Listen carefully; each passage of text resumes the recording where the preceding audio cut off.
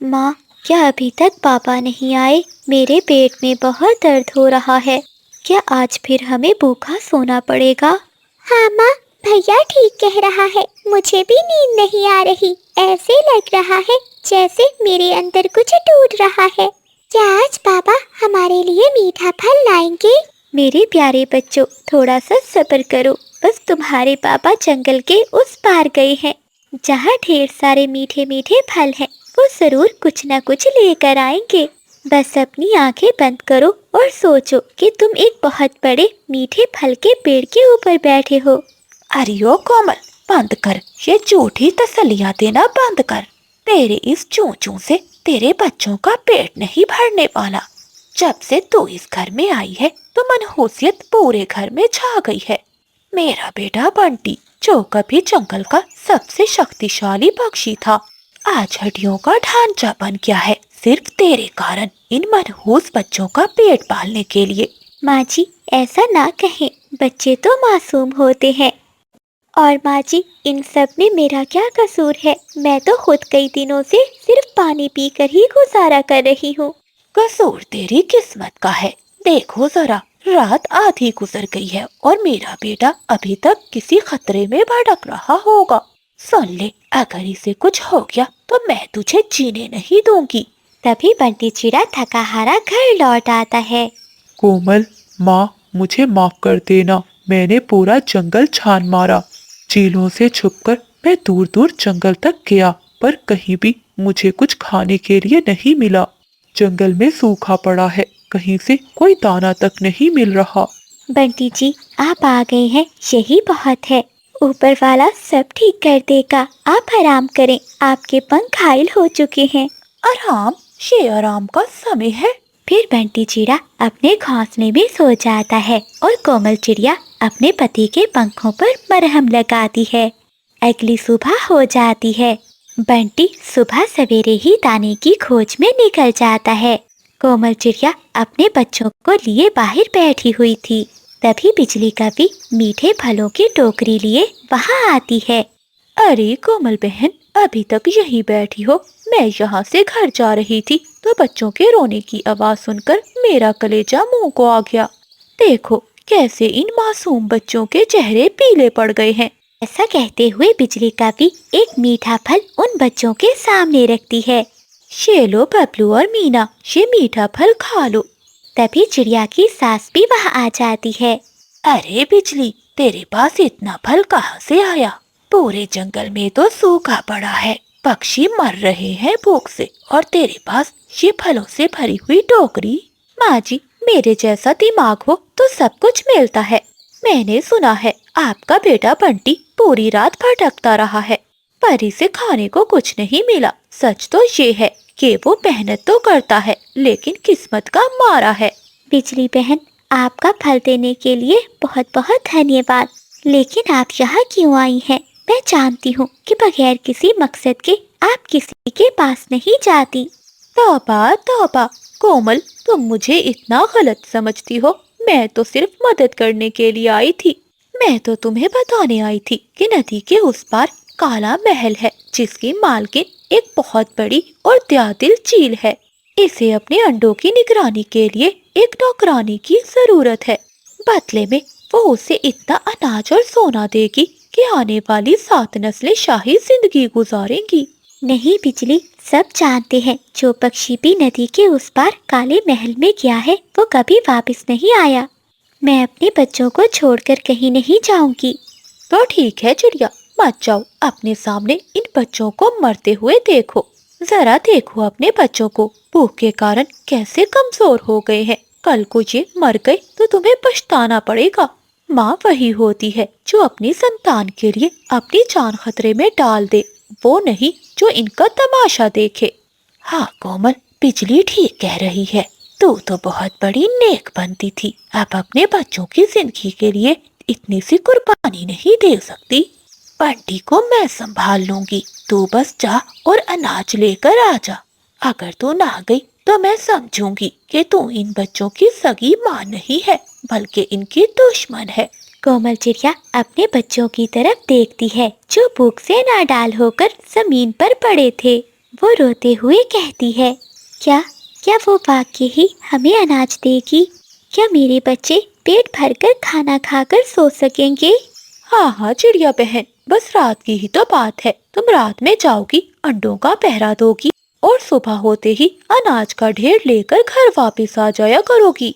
चिड़िया बहन, तुम चिंता क्यों करती हो? मैं खुद तुम्हें वहाँ छोड़ कर आऊंगी। कोमल चिड़िया अपने बच्चों के पास जाती है। मेरे जिगर के टुकड़ों, मुझे माफ कर देना। तुम्हारी माँ तुम्हें छोड़कर कहीं नहीं जा रही, बल्कि तुम्हारी जिंदगी लेने जा रही है। अगर मैं लौटकर ना आई तो याद रखना, तुम्हारी हर सांस में मेरी ममता की खुशबू होगी। तभी बुलबुल वहाँ आ जाती है। कोमल, ये तुम क्या करने जा रही हो? बिजली की बातों में मत आओ। क्या तुम पागल हो गई हो? इस कपी का एतबार करना बहुत मुश्किल है। बुलबुल, मैं सब जानती हूँ। मेरा दिल भी कह रहा है कि ये रास्ता मौत का है, लेकिन जरा देखो, मेरे बच्चे भूख से दम तोड़ रहे हैं। अगर मैं यहाँ बैठी रही तो आज रात ये मर जाएंगे। ऊपर वाला सब ठीक करेगा। हो सकता है मैं इनके लिए भोजन ले आऊँ। अगर मुझे मौत मिलती है तो मिल जाए, लेकिन मेरे बच्चों को जीवन जरूर मिलेगा। फिर कोमल चिड़िया बिजली कपी के साथ वहाँ से चली जाती है। बिजली कपी चिड़िया को एक काली गुफा में ले जाती है। आ गई बिजली, मैं तुम्हारा ही इंतजार कर रही थी। अरे वाह वाह, ये तो बहुत नरम मांस है, जो मैं कभी ना कर पाई, तुमने वो कर दिखाया। ऐसे चिड़िया का मांस ही तो मैं खाना चाहती थी। बिजली बहन, ये सब क्या कह रही है चील? अरे ओ पागल चिड़िया, ममता ने तुझे अंधा कर दिया था। अब तो इस चील की कैदी है और मैं तेरे घर पर राज करूंगी। धोखा। बिजली, तुम इतनी गिर जाओगी मैंने कभी नहीं सोचा था। अब मेरे बच्चों का कौन सहारा होगा और कौन उन्हें दाना देगा? चील आगे बढ़ती है और कोमल चिड़िया को एक पिंजरे में कैद कर लेती है और बिजली कपी को बदले में ढेर सारा भोजन देती है। बिजली खुश होकर वहाँ से चली जाती है। दूसरी ओर बुलबुल कबूतर और तोते के पास जाती है और उन्हें सारी बात बताती है। वो काली कपी बहुत बुरी है, जरूर चिड़िया खतरे में होगी। हम सब दोस्तों को मिलकर चिड़िया की मदद करनी होगी। ऐसा कहते हुए वो तीनों दोस्त चिड़िया की मदद के लिए वहाँ से चले जाते हैं। चिड़िया, मुझे उल्लू वैद्य ने कहा है कि अगर मैं पीले रंग की चिड़िया का सूप पीऊंगी तो हमेशा जवान रहूंगी। आज तेरा आखिरी दिन है, याद कर ले, जिसको भी करना है। कोमल चिड़िया तो रो रही थी। जैसे ही चील उसे मारने के लिए आगे बढ़ती है तो उसके दोस्त वहाँ आ जाते हैं। कबूतर, तोता और बुलबुल तीनों मिलकर चील पर हमला करते हैं और हमले में चील घायल हो जाती है। डर के मारे वो अपनी जान बचाकर वहाँ से भाग जाती है। दोस्तों, आपका बहुत बहुत धन्यवाद। अगर आज आप समय पर ना आते तो मैं शायद अपने बच्चों को कभी ना देख पाती। चिड़िया बहन, गुफा में ढेर सारा भोजन है, लेकर चलते हैं। दूसरी ओर बिजली कपी और बादल कप्पा मिलकर चिड़िया के घर पर कब्जा कर लेते हैं। वो बच्चों को और सावित्री को रस्सियों से बांध देते हैं। कपी, तू बहुत बुरी है। तेरी बातों में आकर मैंने अपनी बहू को मौत के मुंह में भेज दिया। तभी कोमल चिड़िया और उसके सभी दोस्त वहाँ पहुँच जाते हैं। वो कप्पों पर हमला करते हैं और उन्हें घायल करके वहाँ से भगा देते हैं। बच्चों, ये लो भोजन। देखो, आपकी माँ आपके लिए दाना लाई है। बबलू और मीना अपनी माँ को देखकर बहुत खुश होते हैं। बेटी, मुझे माफ कर दे, मैंने तुझे गलत समझा। दोस्तों, माँ की कदर करें इससे पहले कि वो खाक का हिस्सा बन जाए। बबलू और मीना, थोड़ा सब्र करो। जैसे ही रोटी पक जाएगी तो मैं तुम दोनों को आधी आधी बांट दूंगी। कोमल चिड़िया रसोई में बैठी अपने बच्चों के लिए रोटी बना रही थी। तभी दरवाजे पर दस्तक होती है। बच्चों, लगता है बाहर कोई आया है। आप दोनों ही आधी आधी रोटी खा लो, मैं देख कर आती हूँ। कोमल बहन, ये लो मीठे फल, तुम्हारे बच्चे भूखे होंगे, ये उन्हें खिला देना। तोते भैया, आपका बहुत बहुत धन्यवाद।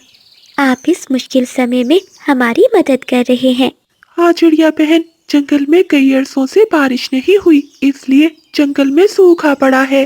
मेरे पास कुछ भोजन जमा है, इसलिए सोचा तुम्हें भी दे दूं। वहीं सामने चिड़िया के पड़ोस में बादल कौवा और बिजली कौवी बाहर बैठे उन्हें देख रहे थे। बादल जी, मैं तो भूख से मर रही हूँ और ये मोटी चोंच वाला सारा भोजन इस चिड़िया को ही दे रहा है। हाँ बिजली, मैंने सुना है कि तोते के पास ढेर सारा अनाज है, इसने कहीं छुपा कर रखा हुआ है। तो बादल जी, कुछ ऐसा करो ना कि वो सारा अनाज हमें मिल जाए। बिजली, तुम चिंता नहीं करो, मैंने सब सोच लिया है कि आगे क्या करना है। शाम होते ही बादल कौवा भागता हुआ चिड़िया के पास आता है। कोमल बहन, बहुत बुरी खबर है, हम सबको यहाँ से भागना होगा। बादल भैया, कहाँ भागना होगा और आप इतने घबराए हुए क्यों हैं? मैं नदी के उस पार बैठा हुआ था, तभी मुझे एक पक्षी ने आकर बताया कि पास के जंगल की चीलों का झुंड हमारे जंगल की ओर आ रहा है। वो शिकारी चीलें रास्ते में जो भी बच्चे आते हैं और जो भी पक्षी आते हैं उनको खा रही हैं। पीछे से बिजली कौवी भी आ जाती है। हाय हाय बादल, ये सब तुम क्या कह रहे हो? चीलें? मुझे चीलों से बहुत डर लगता है, मेरा बच्चा बहुत छोटा है, अब हम कहाँ जाएंगे? हाँ बादल भैया, बिजली ठीक कह रही है, ऐसे हालात में अब हम कहाँ जाएंगे? मेरे बच्चे बहुत छोटे हैं, मैं इन्हें कुछ नहीं होने दूंगी। चिड़िया बहन, मैंने सोच लिया है, घने जंगल के उस पार जो गुफा है, हम सबको वहीं जाकर छुपना चाहिए। जब चीलों का झुंड हमारे जंगल से चला जाएगा तो हम सब वापिस अपने अपने घरों में आ जाएंगे। हाँ, ये ठीक रहेगा बादल भैया। आप भी अपने बेटे जुगनू को लेकर उसी गुफा की ओर बढ़ें। तब तक मैं कबूतर और तोते को बताती हूँ। ऐसा कहते हुए कोमल चिड़िया अपने दोनों बच्चों को साथ लेकर तोते के पास जाती है। तोते भैया, हम सबको यहाँ से जाना होगा। हमारे जंगल की ओर एक चीलों का झुंड आ रहा है। अगर हम सब किसी सुरक्षित जगह पर ना छुपे तो वो चीलें हम सबको खा जाएंगी। चिड़िया बहन, तुम्हें ये सब किसने बताया? बादल भैया ने, वही नदी के पास बैठा था, उसे किसी पक्षी ने आकर बताया है। चिड़िया बहन, मुझे चीलों से बहुत डर लगता है, लेकिन मेरा सारा भोजन तो यही है, मैं इसे उठाकर नहीं ले जा सकता। तोते भैया, कुछ भोजन पोटली में डाल लो और बाकी यहीं रहने दो। भोजन का क्या है, वो तो फिर भी मिल जाएगा, लेकिन जान वापस नहीं मिलेगी। फिर चीकू तोता एक पोटली में कुछ भोजन डालता है और चिड़िया के साथ चला जाता है। ऐसे ही वो जंगल के सभी पक्षियों को भी अपने साथ मिला लेते हैं और घने जंगल के उस पार गुफा की ओर चले जाते हैं। बादल जी, आप आएगा मजा, पूरा जंगल खाली हो गया है, अब जंगल के पक्षियों के घरों में जाकर देखते हैं, जो भी होगा सब लूट लेंगे। ऐसा कहते हुए बादल और बिजली अपने बेटे जुगनू को लेकर सबसे पहले तोते के घर जाते हैं। वहाँ तो तोते का जमा किया हुआ ढेर सारा अनाज था। वो सब मिलकर अनाज खाने लगते हैं। दूसरी ओर सभी पक्षी गुफा के अंदर पहुँच जाते हैं। गुफा के अंदर एक साधु उल्लू बैठा हुआ था।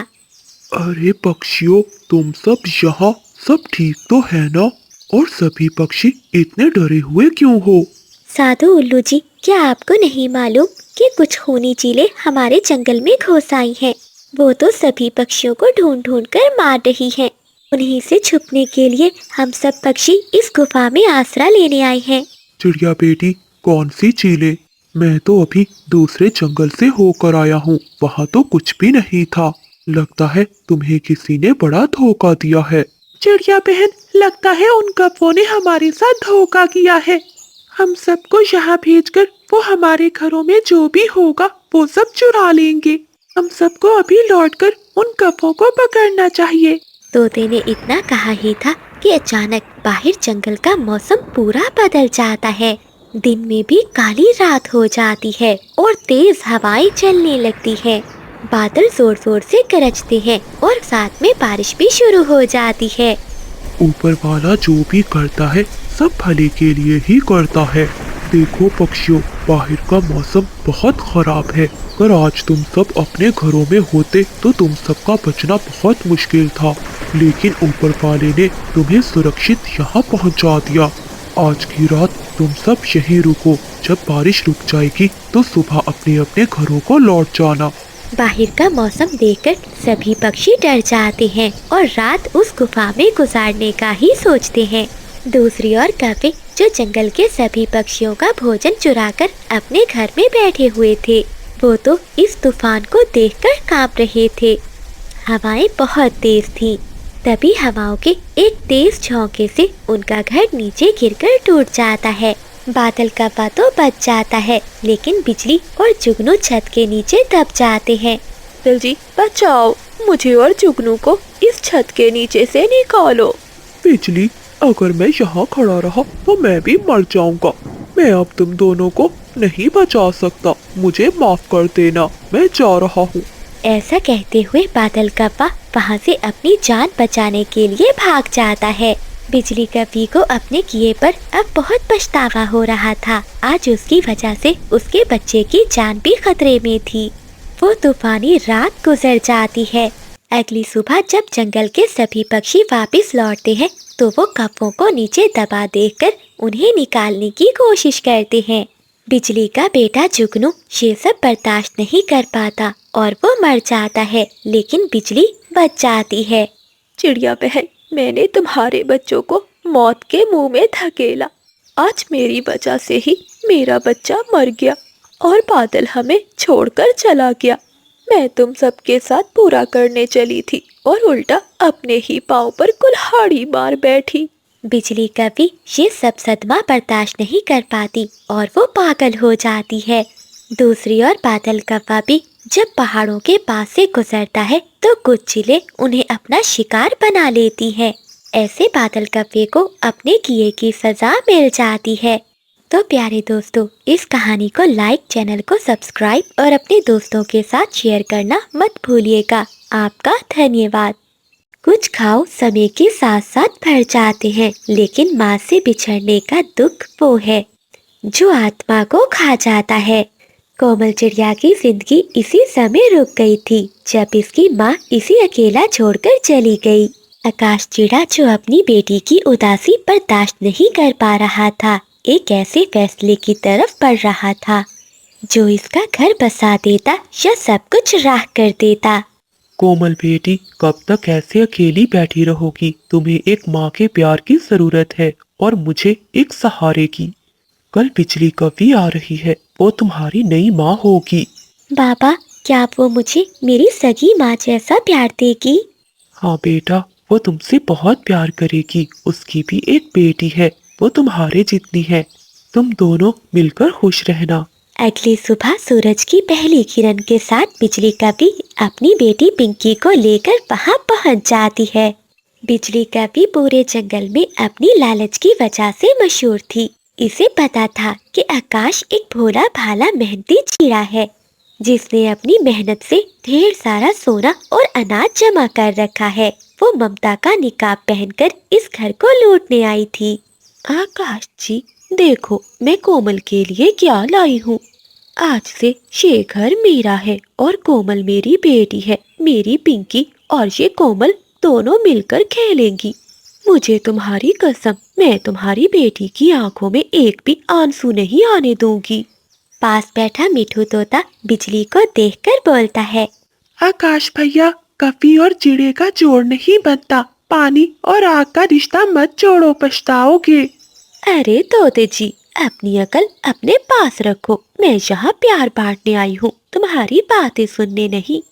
फिर आकाश चिड़ा बिजली कौवी उसकी बेटी पिंकी को लेकर अपने घर के अंदर चला जाता है। शादी के कुछ दिन बीतते ही घर का नक्शा बदल जाता है।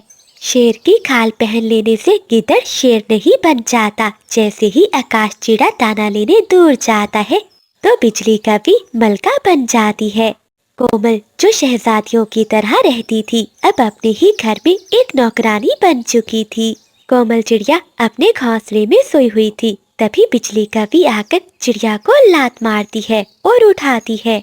ओए महारानी, उठ जा, जाकर नदी से ठंडा पानी ला और मेरी बेटी पिंकी के परों को साफ कर। और हाँ, खबरदार, अगर आकाश को कुछ बताया तो तेरी जुबान काट दूंगी। देखो माँ, ये काली चिड़िया कितनी गंदी लग रही है। इसे कहो मेरे लिए शहद भी ढूंढ कर लाए, मुझे भूख लगी है। कोमल चिड़िया चुपचाप वहाँ से चली जाती है। वो नदी के किनारे बैठकर रोने लगती है। तभी बुलबुल कबूतर वहाँ आते हैं। कोमल, ये तुम्हारी कैसी हालत हो गई है? तुम्हारी आंखें भी सूजी हुई हैं और शरीर पर भी बहुत घाव है। क्या तुम्हें बिजली ने मारा है? हाँ चिड़िया, सच बताओ, बुलबुल सब ठीक कह रही है। हमें तुम्हारी हालत देखकर सब मालूम हो रहा है। हम सब ये बातें आकाश को बताते हैं। ये कभी तो हमारे जंगल के सुकून को बर्बाद कर रही है। नहीं दोस्तों, अगर पापा को पता चला तो वो टूट जाएंगे। वो बिजली पर बहुत भरोसा करते हैं। ऐसे ही कुछ दिन बीत जाते हैं। आकाश की तबीयत भी खराब हो जाती है और वो घोंसले में लेट जाता है। मैं सब सह लूंगी, बस पापा खुश रहे। पिंकी, आकाश ने अपना सारा सोना अपनी बेटी कोमल को दे रखा है। जब तक ये कोमल जिंदा है, आकाश वो सोना मेरे नाम नहीं करेगा। कल सुबह हम इसे अंधी खाई में भेजेंगे। वहाँ एक पुराना दुश्मन सांप रहता है, वो इसका काम तमाम कर देगा। हाँ माँ, फिर तो सोना भी हमारा होगा और आकाश चिड़ा भी आपका गुलाम होगा। चीकू तोता जो खिड़की से गुजर रहा था, वो उन दोनों की बातें सुन लेता है। सालिमो, मुझे तो पहले ही तुम पर शक था। तुम्हारा अंजाम बहुत करीब है। तोता भागता हुआ कबूतर और बुलबुल के पास जाता है और उन्हें सारी बात बताता है। तोते, अंधी खाई एक ऐसी जगह है जहाँ सूरज की रोशनी पहुँचते हुए भी डरती है। हाँ, झाड़ियाँ इतनी घनी है कि रास्ता नजर नहीं आता। अगर चिड़िया वहाँ चली गई तो उसका वापिस आना बहुत मुश्किल है। अब हम सबको ही कुछ करना होगा। देख कोमल, अगर तू अपने पिता की जान बचाना चाहती है तो तुझे अंधी खाई में जाना ही होगा। जरा देख तो अपने पिता की हालत। उल्लू वैद ने मुझे बताया है कि वहाँ एक नीला फूल है। अगर तू उस काली खाई से वो नीला फूल ले आई तो तेरे बीमार बाप का इलाज हो सकता है। कोमल चिड़िया अपने पिता की जान बचाने के लिए कुछ भी कर सकती थी। वो कुछ भी सोचे बिना वहाँ से उड़ जाती है। अंधी खाई में मौत के साए मंडला रहे थे। कोमल जैसे ही एक झाड़ी के पास पहुँचती है तो इसे दो चमकती हुई आंखें नजर आती हैं, जो अंधेरे में किसी भूखे शिकारी की तरह इसे घूर रही थीं। वो एक बहुत बड़ा काला सांप था, जिसे बिजली कपी ने पहले ही अंडे और सोने का लालच देकर वहाँ बुलवाया था। अरे, ये नीला फूल कहाँ है? बाबा के पास समय बहुत कम है, मुझे जल्दी करनी होगी। नन्ही चिड़िया, तुझे फूल नहीं बल्कि अपनी जिंदगी की आखिरी सांसें मिलने वाली है। बिजली ने ठीक कहा था, इस चिड़िया का मांस बहुत नरम होगा। एक झाड़ियों के पीछे छुपी बिजली कपी और उसकी पिंकी ये सब तमाशा देखने के लिए आई हुई थी। देखा पिंकी, अब ये मर जाएगी और फिर सारा खजाना हमारा होगा। जैसे ही काला नाग चिड़िया पर हमला करने लगता है तो आसमान से एक तेज चीख सुनाई देती है। चीकू तोता, कबूतर और बुलबुल वहाँ आ जाते हैं। तोते के पंखों में एक जलती हुई मशाल थी। तोता मशाल सांप के आगे फेंक देता है। सांप आग से डरकर पीछे भाग जाता है और एक झाड़ियों में घुस जाता है। बिजली और पिंकी के पीछे आकाश भी आ जाता है। उसे तोते ने सारी बात बता दी थी। वो उन दोनों को पकड़कर सभी पक्षियों के सामने लाता है। बिजली, ये है तुम्हारी सच्ची ममता।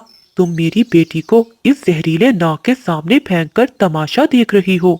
बिजली कभी झूठे आंसू बहाने का नाटक करती है। नहीं नहीं आकाश, ये तोता और कबूतर आपको भड़का रहे हैं। मैं तो यहाँ कोमल को बचाने के लिए इस सांप से लड़ रही थी। तोता गुस्से में आकर कहता है, चुप कर जाओ काली कपी, मैंने तुम्हारी सारी साजिश अपने कानों से सुनी थी। तुमने सोना हासिल करने के लिए इस मासूम चिड़िया की जिंदगी का सौदा किया। बिजली, मैंने तुम पर भरोसा किया, लेकिन तुम मेरे भरोसे के लायक नहीं निकली। अपनी बेटी को लेकर ये जंगल छोड़कर चली जाओ। उसके बाद मेरे घर में तुम्हारी कोई जगह नहीं। ऐसा कहते हुए वो सभी पक्षी वहाँ से चले जाते हैं। बिजली और पिंकी वहाँ अकेली थी। सांप जो भूखा था वो बिजली की तरफ आता है और वो बिजली को दबोच लेता है। पिंकी अपनी जान बचाने के लिए वहाँ से भाग जाती है। सच सांप, मुझे मत खाओ, मैं तो तुम्हारी दोस्त हूँ ना। मुझे भूख लगी है, क्या दोस्त और क्या दुश्मन। अब तू पपी मेरे पेट की भूख मिटाएगी। ऐसा कहते हुए सांप बिजली कपी को मारकर खा जाता है। बिजली ने कोमल के लिए जो खड्डा खोदा था अब वो खुद उसमें गिर गई थी। बेटी मुझे माफ कर दे, मैंने तुझे माँ देने के चक्कर में तेरा जीना हराम कर दिया था। मुझे क्या मालूम था कि वो कभी तुम्हारे साथ इतना बुरा व्यवहार करेगी।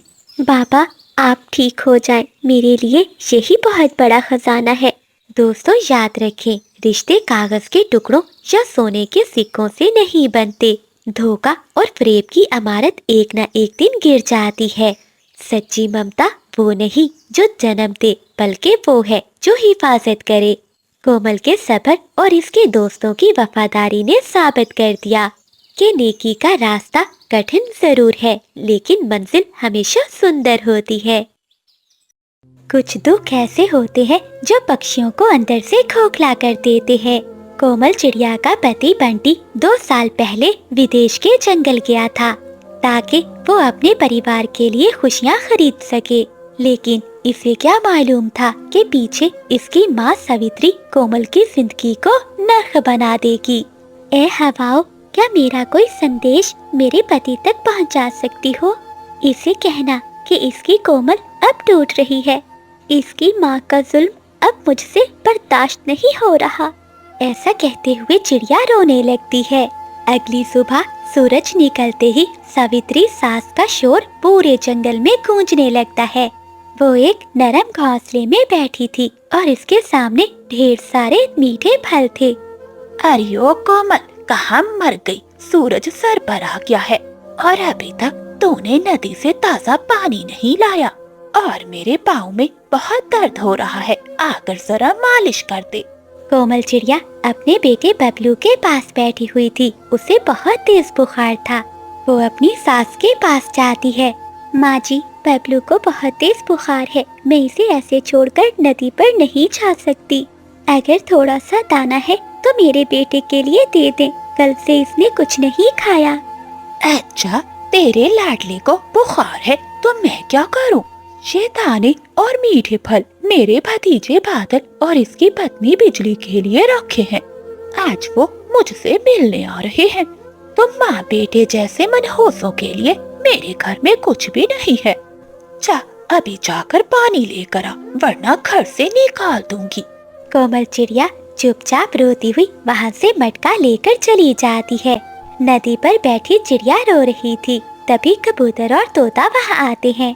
क्या हुआ चिड़िया बहन, तुम ऐसे क्यों रो रही हो? क्या बताओ तोते भैया, मेरे बेटे बबलू को बहुत तेज बुखार है। उसने कल से कुछ भी नहीं खाया। चुप कर जाइए चिड़िया बहन, मुझे पता है तुम्हारी सास बहुत जालिम है।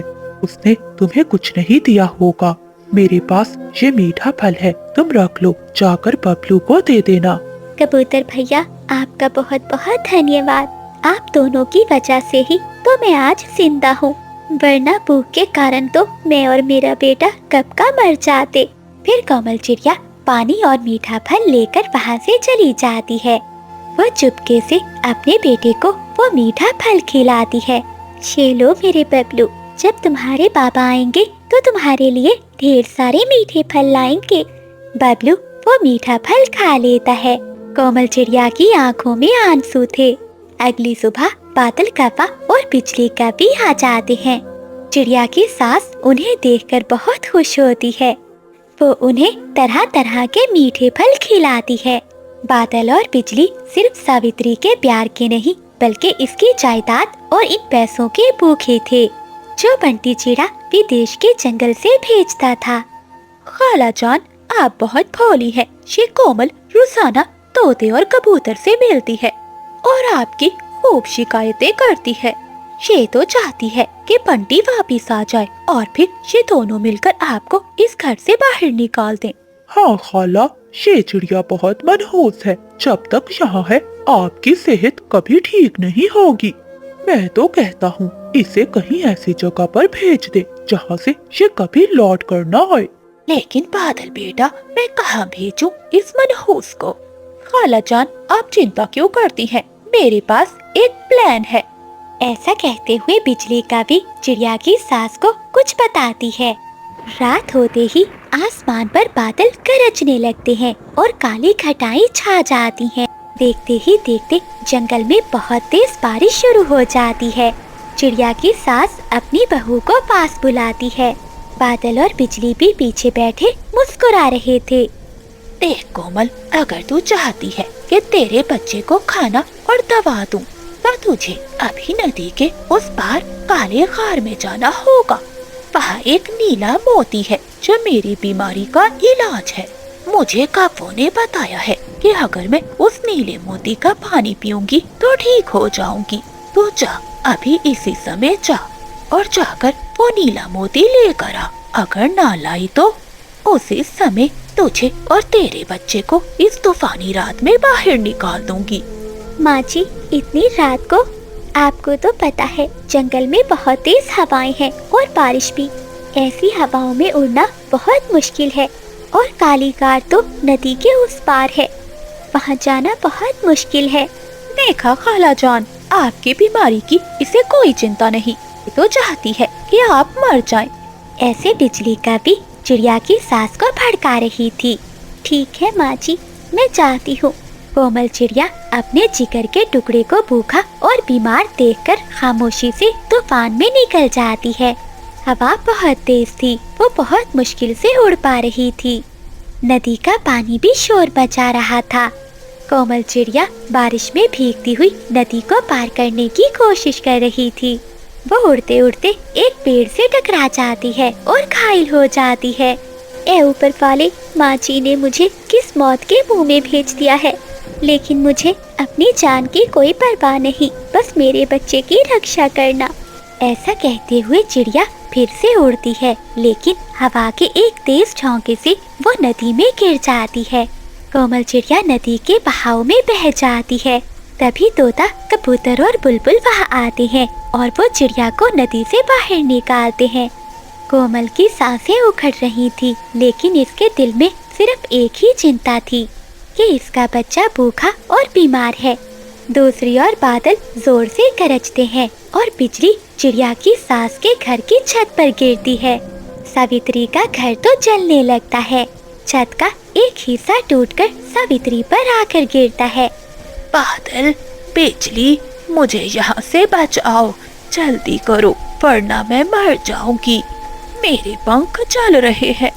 वहीं दूसरे कमरे में बबलू भी रो रहा था और अपनी माँ को मदद के लिए पुकार रहा था।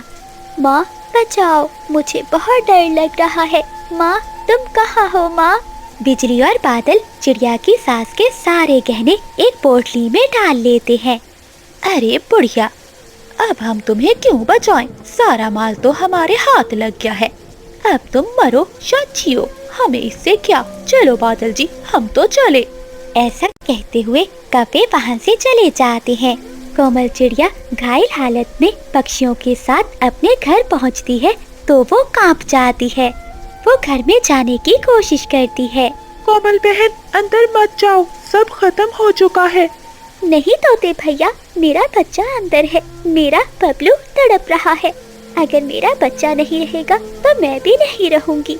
ऐसा कहते हुए चिड़िया घर के अंदर चली जाती है। घर में तो हर तरफ आग लगी हुई थी। अरे बहू, तू आ गई, बचा ले मुझे। कोमल चिड़िया अपनी सास को बाहर निकालती है और फिर आग को चीरती हुई अपने बेटे तक पहुंच जाती है। बबलू मेरी जान, देखो तुम्हारी माँ आ गई है, तुम्हें कुछ नहीं होने देगी। ऐसा कहते हुए कोमल चिड़िया अपने बेटे और सास को लेकर घर से बाहर आती है। आग के शोले और तेज हो जाते हैं। देखते ही देखते उनका घर पूरी तरह से जल जाता है। वो सब पेड़ के नीचे बैठ जाते हैं। तभी बंटी चिड़ा भी आ जाता है। ये सब क्या है और कैसे हो गया? फिर चीकू तोता सारी बात बंटी को बताता है। माँ, आपने मेरी पत्नी के साथ ऐसा भेदभाव क्यों किया? देखिए, मेरी पत्नी ने आपको जिंदगी दी और आप इसे मौत के हवाले कर रही थी। चिड़िया की सास रोती हुई कहती है, बेटा बंटी, मुझे माफ कर दे। मैंने हीरों की कदर नहीं की और कोयलों को अपने सीने से लगाया। मैं अपने किए पर बहुत शर्मिंदा हूँ। कोमल चिड़िया अपनी सास को माफ कर देती है। दूसरी ओर बिजली और बादल वो पोटली लेकर भाग रहे थे कि रास्ते में एक शिकारी बाज उन पर हमला करता है। वो सारा खजाना लूट लेता है और उन कौवों को मार देता है। ऐसे बादल और बिजली को अपने किए की सजा मिल जाती है। प्यारे दोस्तों, जुल्म की रात कितनी ही लंबी क्यों ना हो, सच्चाई का सूरज जरूर निकलता है। तो प्यारे दोस्तों, इस कहानी को लाइक, चैनल को सब्सक्राइब और अपने दोस्तों के साथ शेयर करना मत भूलिएगा। आपका धन्यवाद।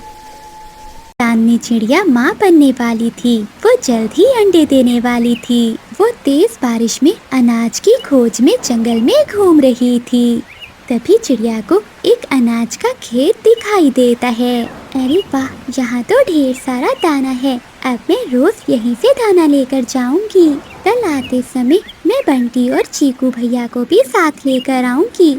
चिड़िया ऐसे बैठी हुई थी कि उसके पेट में दर्द होने लगता है। अरे बाप रे, ये क्या हो रहा है? मेरे पेट में दर्द क्यों शुरू हो गया? बुलबुल डॉक्टर ने तो 5 दिन का समय दिया था अभी। लगता है अब मुझे घर जाना होगा। फिर चांदनी चिड़िया वहाँ से चली जाती है। थोड़ी दूर जाने पर उसके पेट में और भी दर्द बढ़ने लगता है। लगता है मैं घर नहीं जा पाऊंगी। मुझे यहीं किसी घोंसले की खोज करनी होगी। चिड़िया दर्द में थी, इसलिए वो आसपास घोंसले की खोज करने लगी। तभी चांदनी चिड़िया को एक पेड़ पर पुराना घर दिखाई देता है। हाँ, ये घर ठीक रहेगा। लगता है इस पुराने घर में कोई भी नहीं रहता। जब तक मैं अंडे नहीं दे देती, मुझे यहीं रहना होगा। थोड़ी देर बाद चांदनी चिड़िया उस घोंसले में 2 प्यारे प्यारे अंडे दे देती है। तभी वहाँ बिजली कभी आ जाती है।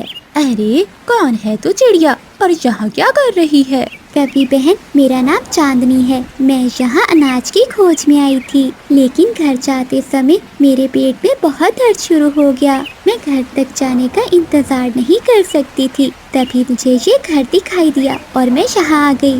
अरे छोटी चिड़िया, एक तो तूने मेरा घोंसला छीन लिया और ऊपर से मेरे घोंसले में अंडे भी दे दिए। कवि बहन, मुझे माफ कर दीजिए। मुझे नहीं पता था कि ये घोंसला आपका है। मेरे बच्चे बाहर आने तक क्या आप मुझे यहाँ रहने देंगी? अरे वाह, बढ़िया ही यहाँ रहने वाली। अगर मैंने तुझे अपना घर दे दिया तो मैं कहाँ रहूंगी? ऊपर से बारिश का मौसम चल रहा है। सुन ले चिड़िया, तू अभी अपने अंडे उठा और चली जा यहाँ से, नहीं तो मैं तेरे अंडे नीचे फेंक दूंगी। पहले ही जंगल में शिकारी चीलें घूम रही हैं। मैं किसी और मुसीबत में नहीं पड़ सकती। नहीं नहीं कवि बहन, आप ऐसा ना कीजिए। मैं अपने अंडे लेकर चली जाती हूँ। लेकिन कवि बहन, मैं अपने दोनों अंडे एक साथ नहीं लेकर जा सकती। मैं अभी अपना एक अंडा ले जाती हूँ और बाद में दूसरा ले जाऊंगी। ठीक है, जाओ, लेकिन जल्दी करना। मेरे घर पर मेहमान आने वाले हैं। उनके आने से पहले तू अपने दोनों अंडे लेकर यहाँ से चली जा। बेचारी चांदनी चिड़िया चाहती तो वो कवि की एक बात भी ना सुनती, लेकिन वो क्या करती, वो अपने अंडों को लेकर बहुत मजबूर थी। फिर वो अपना एक अंडा उठाती है और वहाँ से चली जाती है। अच्छा ही हुआ मैंने सुबह ये घोंसला देख लिया था। मुझे तो बना बनाया ही घर मिल गया। क्या पता ये किसका घोंसला है। अब वो छोटी चिड़िया इस अंडे को भी ले जाए और फिर आराम से सोऊंगी मैं। बिजली का भी वहाँ पर बैठी हुई थी कि तभी वहाँ एक शिकारी चील आ जाती है। अरे ओ पापी, तू मेरे घोंसले में क्या कर रही है? चील, वो मैं, मेरे पेट में दर्द हो रहा था। मजबूरी में अंडा देने के लिए मुझे यहाँ आना पड़ा। मुझे माफ कर दीजिए। मैं अपने अंडे को लेकर अभी यहाँ से चली जाती हूँ। अब तू कहीं नहीं जा सकती कापी। मैं इस घोंसले में अपने मारे हुए शिकार रखती हूँ। रोज तुम जैसे पक्षी मेरे इस घोंसले में ठहरने के लिए आते हैं। अगर एक बार कोई पक्षी यहाँ आ गया तो वापस नहीं जाता।